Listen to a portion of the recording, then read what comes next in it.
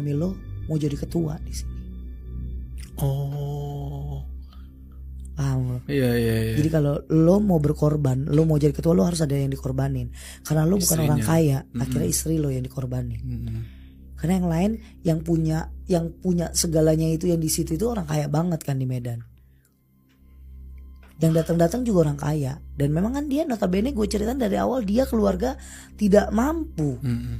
Dia mampu itu karena kerja itu, ikut dalam sekte itu.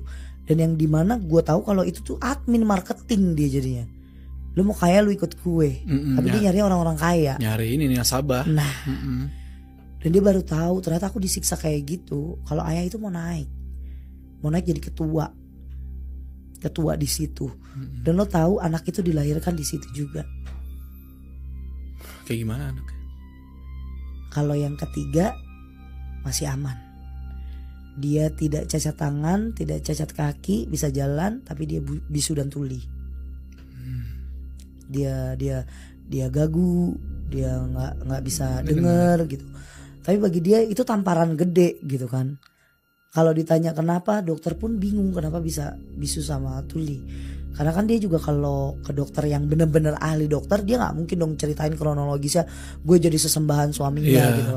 Nah pas anak ini lahir sehat, belas suaminya dia naik kursi, naik tahta. Jadi ketua.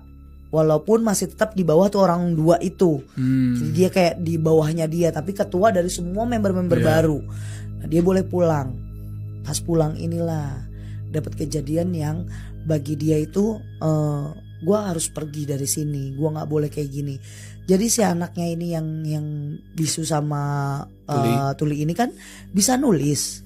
Jadi tuh berjalan udah panjang tuh. Pas umur dia 8 tahun itu kan kejadiannya rutinitasnya begitu terus. Makan darah ini segala macam itu. Terus pas di titiknya di 8 tahun ini anaknya nulis satu tulisan, ngasihlah ke bundanya.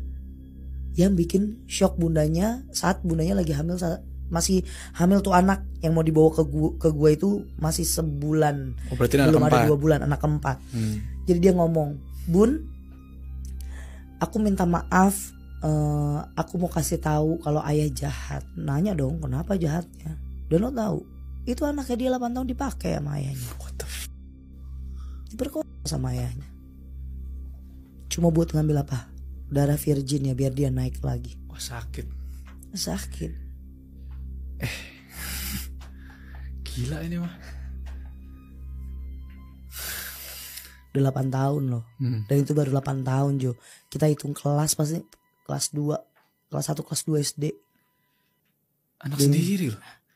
Udah gitu anak punya ya disabilitas gitu. Iya. Punya keterbatasan mental dia. Pakai juga itu gegerin dia, terus akhirnya dia ngomong kalau pokoknya ribut gede. Dia bilang itu ribut yang benar-benar besar. Saya bilang sama dia, apa kaya yang kamu maksud tuh apa? Kaya uang, tapi kita nggak bahagia. Lihat anak kamu gini segala macam, nggak kena sama sekali. Dia ngomong apapun nggak kena. Sampai akhirnya hamil 4 bulan, istrinya duluan nemuin gue. Udah viral gue. Dia gimana caranya nemuin gue. Dia itu sama sepupunya dia, tapi baru by phone doang sama gue. Dan dia kirimin lah chat gue sama dia, dikirim ke suaminya. Lo tahu bahasa istrinya keren bagi gue. Ayah tahu dia siapa. Dia bukan cuma bisa ngancurin ayah, tapi dia bisa ngancurin semedan. Ya gue bilang nggak apa-apa kalau itu yang terbaik pakai nama gue, bener nggak Jo? Ya udah lu pakai nama gue. Jangan sampai orang sektemu, aliran sesatmu, dia bilang aliran sesatmu itu dihabisin sama Teria dan teman-temannya. Dan itu nggak selang lama ternyata bocor WA itu. Jadi gini, setiap ketua itu handphone disadap, ngerti nggak lu Jo? Biar nggak jadi mata-mata di luar atau jadi pengkhianat. Nah kedengeran lah, semuanya kebaca. Sampai ketua yang lain dikeluarin dia. Keluarin tanpa hormat, dimiskinkan.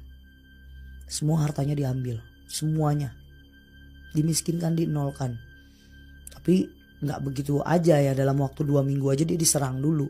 Diserangnya itu dengan cara brutal. Emang benar-benar serangan, bukan goib. Fisik benar-benar dihajar, dihabisin.